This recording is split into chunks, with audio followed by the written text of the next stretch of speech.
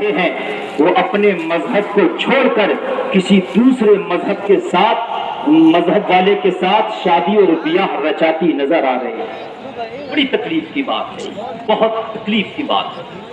یقیناً ہماری بچیوں کے قدم ڈگمگائیں اور قدم ڈگمگا کر وہ اپنے ہی مذہب میں کچھ غلط کر بیٹھیں، یہ بھی غلط ہے، لیکن پھر وہ اپنے مذہب سے نکل کر اور پھر کسی دوسرے مذہب میں جا کے شادی رچائے تو نہ خدا ہی ملا، نہ وصال صنم، نہ ادھر کے رہے نہ ادھر کے رہے۔ بے شک محترم حضرات، ہماری بہت سی بچیاں اس کی شکار ہو چکی ہیں۔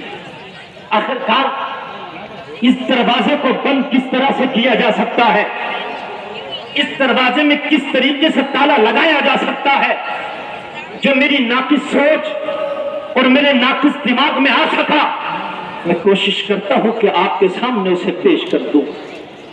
سب سے پہلی بات، آپ عرس رضوی کے اس پروگرام سے، عرس رضوی کے اس 104ویں عرس سے یہ پیغام لے کر کے جائیں کہ جہاں اپنے بچوں کو، اپنے لڑکوں کو، اپنے بیٹے کو آپ علم دین سے آراستہ و براستہ مزین کرتے ہیں، علم دین کی اہمیت سے ان کو آشنا کرتے ہیں، وہی اپنی بچیوں کو بھی صحیح طریقے سے علم دین سکھایا جائے۔ بے شک بے شک بے شک، بہت خوب بہت خوب بہت خوب، تاکہ وہ سمجھ سکیں کہ مذہب اسلام کی چاشنی کیا ہے، مذہب اسلام کا مٹھاس کیا ہے، مذہب اسلام میں رہنے کا فائدہ کیا ہے، مذہب اسلام پر عمل کرنے سے ہماری زندگی کس طریقے سے جو ہے تابناک اور روشن ہو جائے گی، کس طریقے سے ہماری زندگی میں چار چاند لگ جائے گی۔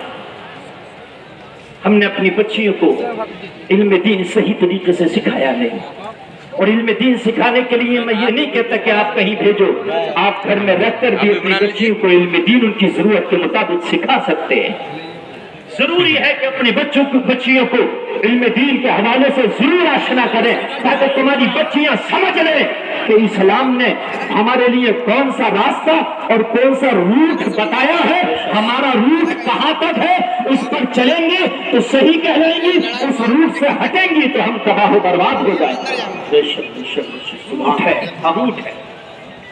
حضرات، اچھا پیغام، علم دین اپنے بچیوں کو کوٹ کوٹ کے بھر دو۔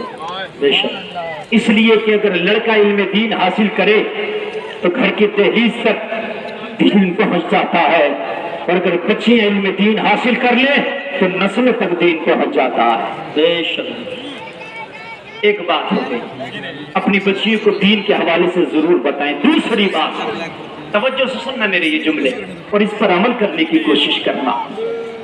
دوسرا جملہ، دوسری بات یہ ہے کہ اپنی بچیوں کی وقت سے شادیاں کر دو۔ جب بچیاں جوان ہو جائیں تو پھر یہ نہ سوچو کہ اس کو یہ کورس کرا لوں، وہ کورس کرا لوں، اتنا لمبا کورس، اتنا لمبا کورس۔ اگر بچیاں جوان ہو جائیں تو پھر شریعت بھی یہی کہتی ہے اور قانون اسلام بھی یہی ہے، بچیاں بالغ ہو جائیں تو جلد سے جلد ان کے نکاح کیے جائیں۔ بے شک،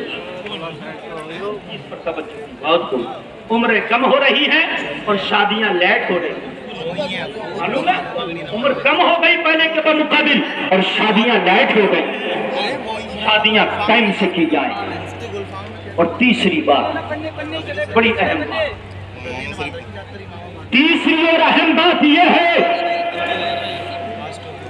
اس 104ویں عرس رضوی سے یہ پیغام لے کر کے جائیں کہ بچیوں کی شادی کریں، لڑکوں کی شادی کریں، جو جہیزوں کی ڈیمانڈ ہے اس کو بالکل ختم کر دے، نکاح کو آسان کر دے، انشاءاللہ زنا خود بخود مشکل ہو جائے گا۔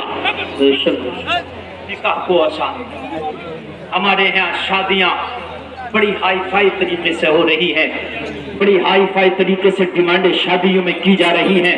حضرات، میں نام نہیں لوں گا لیکن میں بتاؤں میرے علم میں ہے، حضرات ایک بچی وہ ہے میرے علم میں، اس کا بیان ہے کہ ہم نہایت غریب فیملی سے تعلق رکھتے ہیں، اتنا نہیں کہ ہم اپنا تن صحیح سے ڈھک سکیں، اتنا نہیں تھا ہمارے پاس کہ ہم صحیح سے اپنا پیٹ بھر سکیں.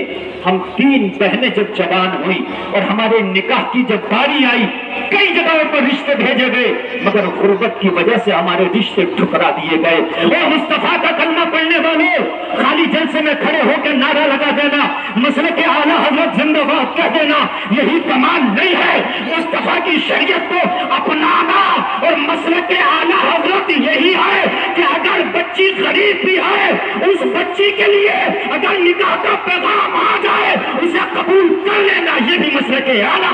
بے شک بے شک، سبحان اللہ سبحان اللہ. بہت یہ بھی مسلک اعلیٰ. یا رسول اللہ، یا غوث. توجہ فرمائیں، توجہ فرمائیں.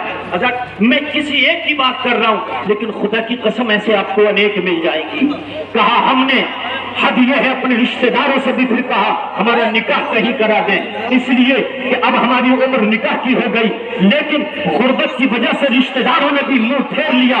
پھر ایک دن وہ آیا کہ ہماری عمر جوانی کی تھی، ایک دن وہ آیا کہ ہمیں اپنی شادی کے آثار دور دور تک نظر نہیں آئے. ایک غیر مذہب والے نے ہم سے شادی کے لیے جب ہاتھ بڑھایا تو مجبوری میں ہم راضی ہو گئے.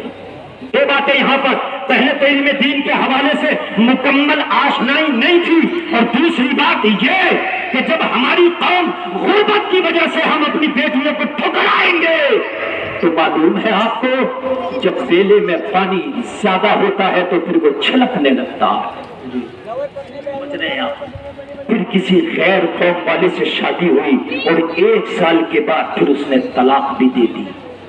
جو بچیاں ہماری غلط قدم اٹھا کے کہیں دوسرے مذہب میں شادیاں کرتی ہیں، کہیں 1-2 سال کے بعد یہ دیکھنے میں بھی آتا ہے کہ پھر انہیں چھوڑ دیا جاتا ہے. پھر نہ وہ اپنی فیملی کی رہتی ہے اور پھر نہ وہ کسی اور کی رہتی ہے. یہ جو جہیز کا چلن ہے، یہ جو جہیز کی ڈیمانڈیں ہیں، اس کو کم کرو. یہ بھی مسلک اعلیٰ حضرت ہے. سادہ شادیاں کرو، سادہ نکاح کرو. حضور صاحب سجادہ پیر طریقت رہبر راہ شریعت حضرت علامہ شاہ مفتی احسن رضا خان قادری مقدس اللہ العالی سے ابھی 3 دن پہلے میرے ایک مشورہ ہوا. میں نے کہا حضرت عرس رضوی کے موقع پر اگر ایسا ہو جائے کہ کچھ جتنا ہو سکے بچیوں کے اجتماعی طور پر نکاح کرائے جائیں اور ان کا خرچہ یہ ٹی ٹی ایس کی ٹیم اٹھائے.